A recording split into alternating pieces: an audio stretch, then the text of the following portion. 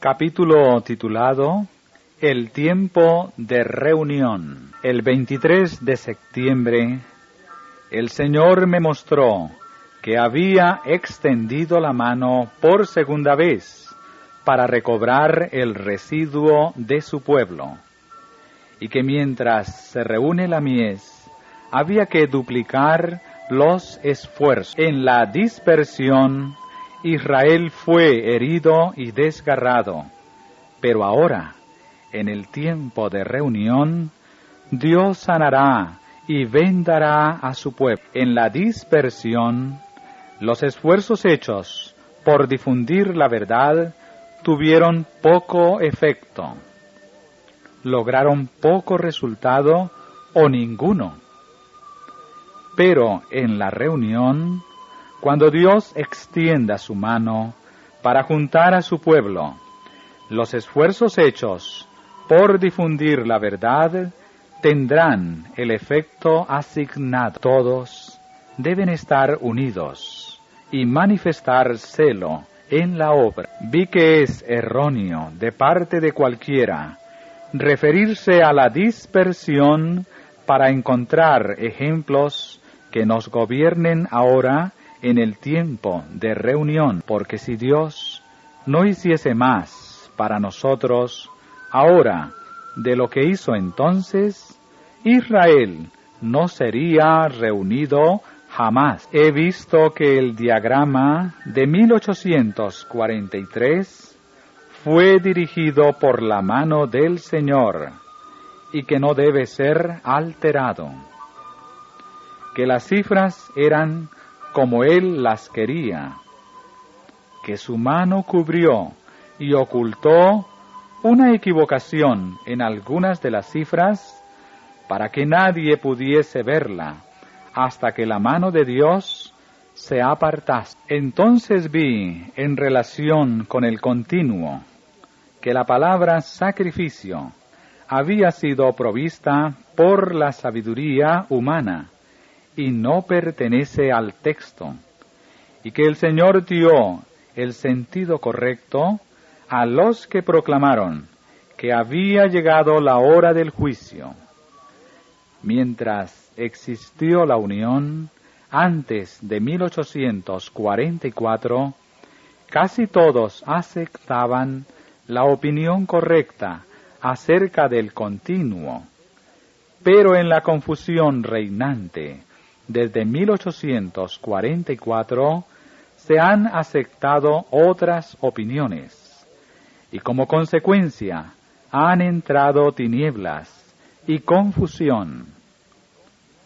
La cuestión de las fechas no ha sido una prueba desde 1844, y nunca volverá a ser una prueba. El Señor me ha mostrado que el mensaje del tercer ángel debe progresar y ser proclamado a los hijos dispersos de Dios, pero no debe depender de una fecha. Vi que algunos están creando una excitación falsa al predicar fijando fechas, pero el mensaje del tercer ángel es más poderoso de lo que puede serlo una fecha. Vi que este mensaje puede subsistir sobre su propio fundamento y no necesita ser reforzado con fechas, que irá adelante con gran poder, hará su obra y será abreviado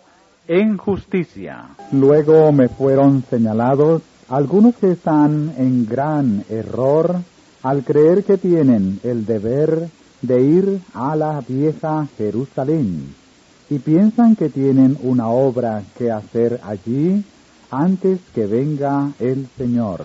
Una opinión tal tiende a apartar la mente y el interés de la obra que actualmente hace el Señor bajo el mensaje del tercer ángel. Porque los que piensan que todavía tienen que ir a Jerusalén, fijarán sus pensamientos en esto, y privarán de sus recursos a la causa de la verdad presente para transportarse a sí mismos y llevar a otros allí.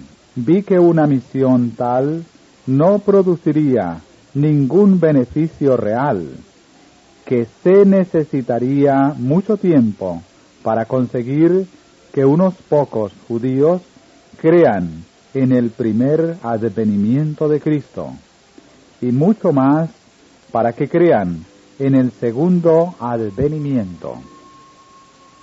Vi que Satanás engañó gravosamente a algunos con respecto a esto, y que en toda esta tierra hay almas que podrían recibir ayuda y ser inducidas a guardar los mandamientos de Dios, pero se las está dejando perecer.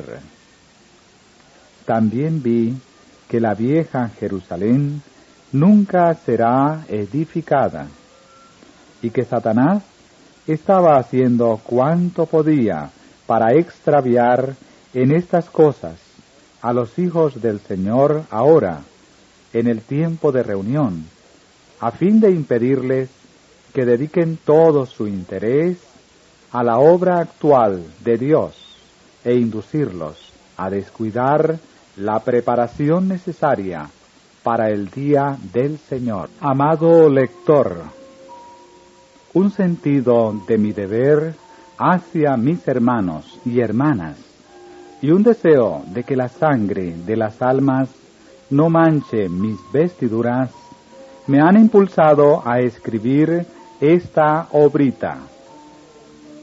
Conozco la incredulidad que existe en el ánimo de la multitud con respecto a las visiones, y sé también que muchos de los que profesan esperar a Cristo y enseñan que vivimos en los postreros días, las atribuyen a Satanás. Y si no hubiese considerado que el Señor me lo exigía, no habría publicado así mis visiones, puesto que inducirán probablemente a algunos a manifestar odio y ridículo. Pero temo a Dios más que al hombre. Cuando el Señor comenzó a darme mensajes para que los comunicase a su pueblo, me resultaba difícil declararlos, y a menudo los suavizaba tanto como me fuese posible, por temor a agraviar a alguno. Fue para mí una gran prueba presentar los mensajes como el Señor me los daba. No me parecía estar obrando con tanta infidelidad, y no vi el pecado y el peligro que encerraba una conducta tal, hasta que en visión fui llevada a la presencia de Jesús. Me miró con ceño y desvió su rostro de mí. Es imposible describir el terror y la agonía que sentí entonces. Caí sobre mi rostro delante de él, pero no tenía fuerza para pronunciar una palabra. Oh, cuánto anhelaba verme protegida y ocultada de ese terrible ceño. Pude entonces comprender, en cierto grado, cuáles serán los sentimientos de los perdidos cuando digan a los montes y a las peñas: caed sobre nosotros y escondednos del rostro de aquel que está sentado sobre el trono y de la ira del Cordero. Al rato, un ángel me ordenó que me levantase, y difícilmente puede describirse la escena que vieron mis ojos. Me fue presentada una compañía que tenía los cabellos desgreñados y las vestiduras desgarradas, y cuyos rostros eran un cuadro vivo de desesperación y horror. Se me acercaron, y quitándose sus vestiduras, las restregaron contra las mías. Miré mis ropas, y vi que estaban manchadas de sangre, y que esa sangre estaba horadándola. Nuevamente caí como muerta a los pies de mi ángel acompañante. No podía invocar una sola excusa. Mi lengua se negaba a hablar, y yo anhelaba estar lejos de un lugar tan santo. El ángel volvió a ponerme de pie y dijo: este no es tu caso ahora, pero esta escena pasó delante de ti para hacerte saber cuál será tu situación si dejas de declarar a otros lo que el Señor te ha revelado. Pero si eres fiel hasta el fin, comerás del árbol de la vida y beberás del agua del río de la vida. Tendrás que sufrir mucho, pero te basta la gracia de Dios.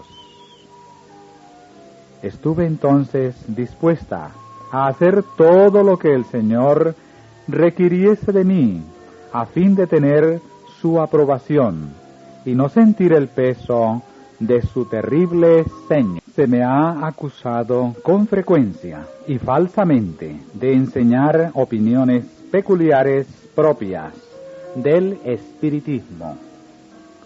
Pero antes que el redactor del Day Star diera con este engaño, el Señor me dio una visión de los efectos tristes y desoladores que producirían en la Grey ese redactor y otros al enseñar tales opiniones espiritistas. He visto con frecuencia al amable Jesús y sé que es una persona. Le pregunté si su padre era una persona y tenía forma como él. Dijo Jesús: soy la imagen expresa de la persona de mi Padre. He visto a menudo que la opinión espiritista quitaba toda la gloria del cielo y que en muchos ánimos el trono de David y la hermosa persona de Jesús han sido consumidos en el fuego del espiritismo. He visto que algunos que han sido engañados y sumidos en este error serán puestos bajo la luz de la verdad, pero a ellos les resultará casi imposible librarse completamente del poder engañoso del espiritismo. Los tales deben confesar cabalmente sus errores y dejarlos para siempre. Recomiendo al amable lector la palabra de Dios como regla de fe y práctica. Por esa palabra hemos de ser juzgados. En ella Dios ha prometido dar visiones en los postreros días, no para tener una nueva norma de fe, sino para consolar a su pueblo y para corregir a los que se apartan de la verdad bíblica. Así obró Dios con Pedro cuando estaba por enviarlo a predicar a los gentiles. A los que hagan circular esta obrita, quiero decir que está destinada únicamente a los sinceros y no a aquellos que quisieran ridiculizar las cosas del Espíritu de Dios. Espero mucha oposición de parte de los tales. Sueños de la señora de Huay. Soñé que veía un templo al cual acudían muchas personas y únicamente quienes en él se refugiasen podrían ser salvas al fin de los tiempos, pues todos los que se quedasen fuera del templo serían perdidos para siempre. Las muchedumbres que iban por diversos caminos en las afueras del templo se burlaban de los que entraban en él y los ridiculizaban, diciéndoles que aquel plan para tener seguridad era un ártero engaño, pues en realidad no había peligro alguno que evitar. hasta trababan de algunos para impedirles que entraran en el templo. Temerosa de ser ridiculizada, pensé que era mejor esperar que la multitud se dispersara o hasta tener ocasión de entrar sin que me vieran. Pero el número fue aumentando en vez de disminuir, hasta que, recelosa de que se me hiciese demasiado tarde, me apresuré a salir de mi casa y abrirme paso a través de la multitud, sin reparar en ella. Tan viva era la ansiedad que tenía de verme dentro del templo. Al entrar en él, vi que el amplio templo estaba sostenido por una inmensa columna, y atado a ella había un cordero, todo él mutilado y ensangrentado. Los presentes sabíamos que aquel cordero había sido desgarrado y quebrantado por nuestras culpas. Todos cuantos entraban en el templo habían de postrarse ante él y confesar sus pecados. Precisamente delante del cordero vi asientos altos donde estaba sentada una hueste que parecía muy feliz. La luz del cielo iluminaba sus semblantes y alababan a Dios elevando cánticos de acción de gracias, semejantes a la música de los ángeles. Eran los que se habían presentado ante el Cordero, habían confesado sus pecados y recibido el perdón de ellos, y ahora aguardaban con gozosa expectación algún dichoso acontecimiento. Aún después de haber entrado en el templo, me sentí sobrecogida de temor y vergüenza por tener que humillarme a la vista de tanta gente. Pero me sentía impulsada a avanzar, y poco a poco fui rodeando la columna hasta ponerme frente al Cordero. Entonces resonó una trompeta, estremecióse el templo, y los santos congregados dieron voces de triunfo. Un pavoroso esplendor iluminó el templo, y después todo quedó en profundas tinieblas.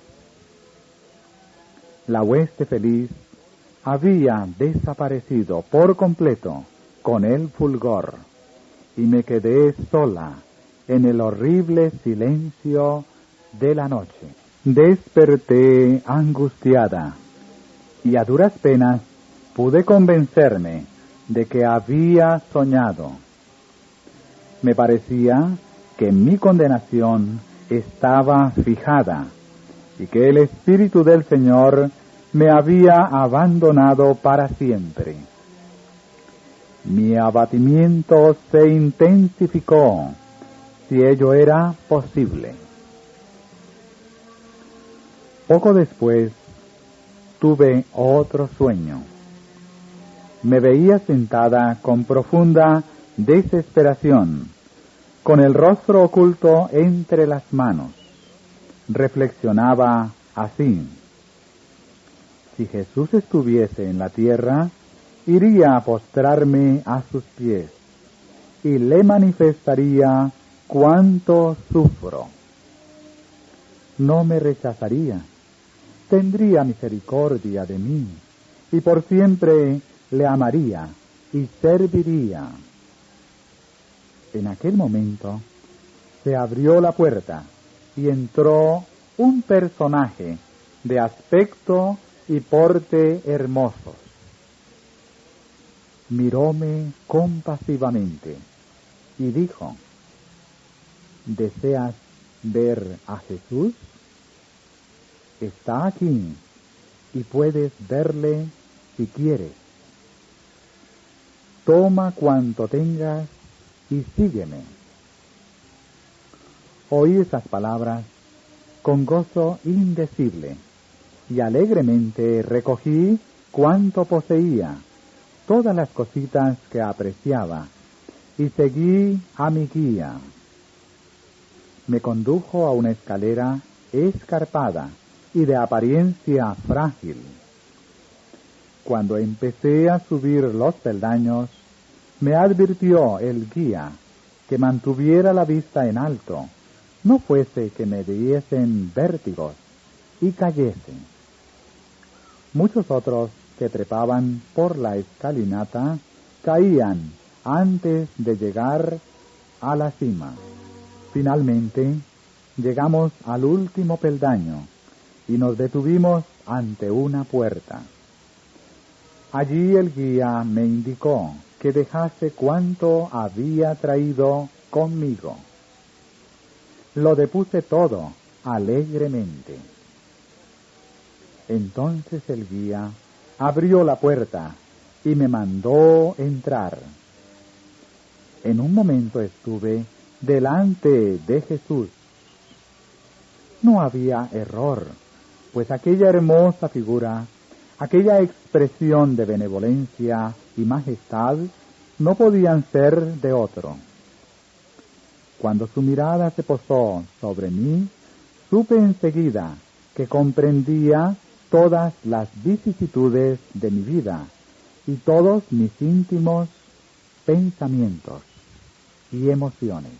Traté de resguardarme de su mirada, pues me sentía incapaz de resistirla, pero él se me acercó sonriente y posando su mano sobre mi cabeza, dijo: «No temas». El dulce sonido de su voz hizo vibrar mi corazón con una dicha que no había experimentado hasta entonces. Estaba yo muy por demás gozosa para pronunciar una palabra, y así fue que, profundamente conmovida, caí postrada a sus pies. Mientras que allí yacía impedida, pasaron ante mi vista escenas de gloria y belleza, y me pareció haber alcanzado la salvación y la paz del cielo. Por último, recobradas las fuerzas, me levanté. Todavía me miraban los amorosos ojos de Jesús, cuya sonrisa inundaba de alegría mi alma. Su presencia despertaba en mí santa veneración e inefable amor. Mi guía abrió entonces la puerta y ambos salimos. Me mandó que volviese a tomar todo lo que había dejado afuera. Hecho esto, me dio un cordón verde bien enrollado. Me encargó que lo colocara cerca de mi corazón y que cuando deseara ver a Jesús, lo sacara de mi pecho y lo estirara al máximo. Advirtióme que no lo dejara mucho tiempo enrollado, a fin de evitar que se le hiciesen nudos y resultase difícil estirarlo. Puse el cordón junto a mi corazón y gozosamente bajé la angosta escalera, alabando al Señor e indicando a cuantos se cruzaban en mi camino dónde podían encontrar a Jesús. Este sueño me infundió esperanza.